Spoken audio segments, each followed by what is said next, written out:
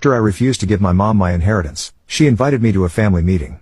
When I arrived, they had lawyers ready to force me to sign it over.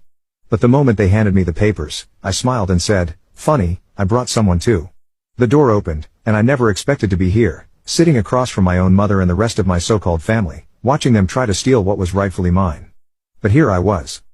Let me take you back a bit. My dad was the only real parent I had growing up. He wasn't perfect, but he worked hard, took care of me, and most of all, he was fair. My mom, on the other hand, she was selfish, manipulative, and always played the victim. They divorced when I was 12, and honestly, it was the best thing that could have happened to him. I remember the day he told me they were splitting up. We were sitting on the back porch, the summer heat making the wooden steps warm beneath us. Dad had his hands clasped between his knees, eyes fixed on the ground. "Son," he said, his voice rough with emotion, "your mom and we're not going to be living together anymore." I wasn't surprised. For months, I'd heard them arguing late at night when they thought I was asleep. The shouting, the slamming doors, the cold silence that followed at breakfast the next morning. I'd seen my dad sleeping on the couch more nights than not. "Is it because of the money?" I asked. Even at 12, I knew that was a big part of their problems. Mom always wanted more than what we had, more than what Dad could provide with his contractor's salary. Dad looked at me, surprised. "You've been paying attention, huh?" He sighed, placed a hand on my shoulder. "It's more complicated than that. But yes, that's part of it. Your mom and we want different things from life." What he didn't say, but what I would come to understand years later, was that what Mom wanted was someone who could give her the lifestyle she felt entitled to. Dad was a hard worker, honest to a fault, but he wasn't going to make millions building houses. And that wasn't enough for her. The divorce hit Dad hard, financially and emotionally.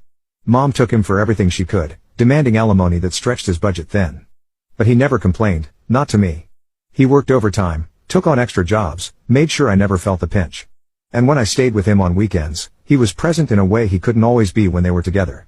We worked on projects in his garage, went fishing at the lake, or just sat watching basketball games, comfortable in each other's silence. At Mom's house, it was different. 6 months after the divorce was finalized, she'd already met Richard, a real estate developer with money to burn.